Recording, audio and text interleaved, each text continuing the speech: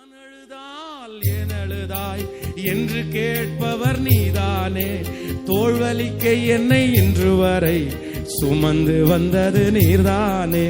நான் அழுதால் ஏன் அழுதாய் என்று கேட்பவர் நீர்தானே. தோள்வலிக்க என்னை இன்று வரை சுமந்து வந்தது நீர்தானே. நீர் பிரியப்பட ஏதாவது நான் செய்யணும். நீர் பிரியப்பட ஏதாவது நான் செய்யணும். இவன் சாதித்தான் என்று ஒரு சொல்ல என் கண்களை மூடணும். இவன் சாதித்தான் என்று ஒரு சொல்ல தலை நிமிர்ந்து நடக்கைய மேல உயர்த்தி எப்படியாவது இயேசுவே சத்தமா எப்படியாவது ஓ இயேசுவே இயேசுவே இயேசுவே அந்த இரக்கத்தின் குரல் கேட்ப இயேசுவே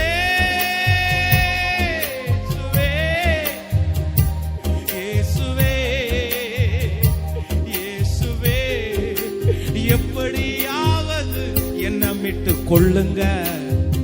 நான் எழும்ப ஏதாவது அற்புதம் ஒண்ணு செய்யுங்க. எப்படியாவது என்ன மீட்டு கொள்ளுங்க. நான் எழும்ப ஏதாவது அற்புதம் ஒண்ணு சொல்லுங்க. தினம் தோற்று போகும், தினம் தோற்று போகும் வாழ்வு எனக்கு பிடிக்கல.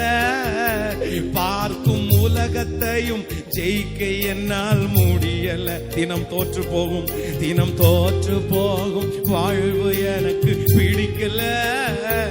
பார்க்கும் உலகத்தையும் ஜெயிக்க ரெண்டு கைய மேல உயர்த்தி எப்படியாவது எப்படியாவது இயேசுவே முழு பலத்தோடு சொல்லுவோம்.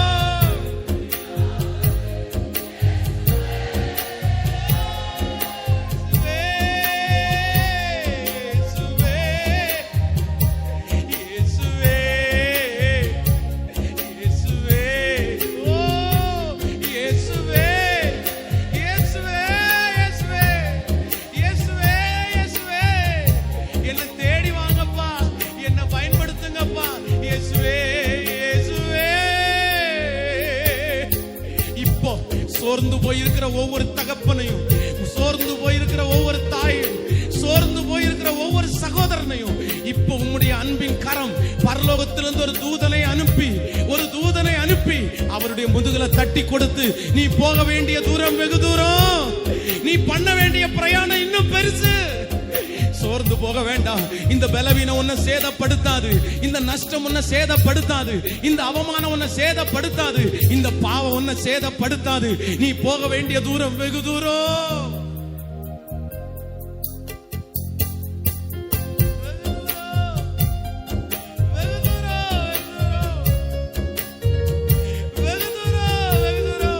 கையை மட்டும் மேல உயர்த்தி சத்தமா இயேசுவேன்னு சொல்லிக்கொண்டே இருங்க மகளா. ஏசப்பாட்ட பேசிட்டே இருங்க.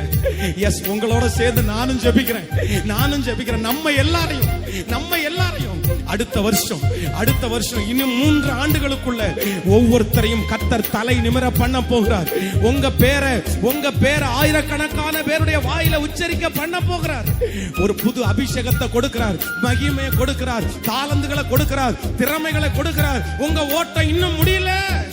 உங்க ஊழியம் இன்னும் முடியல. உங்க வாஞ்சை இன்னும் முடியல. உங்களை அழைச்சது சாதாரணமான ஒரு காரியத்துக்கு அல்ல. உங்களை அழைச்சது ஒரு பெரிய நோக்கத்திற்காக.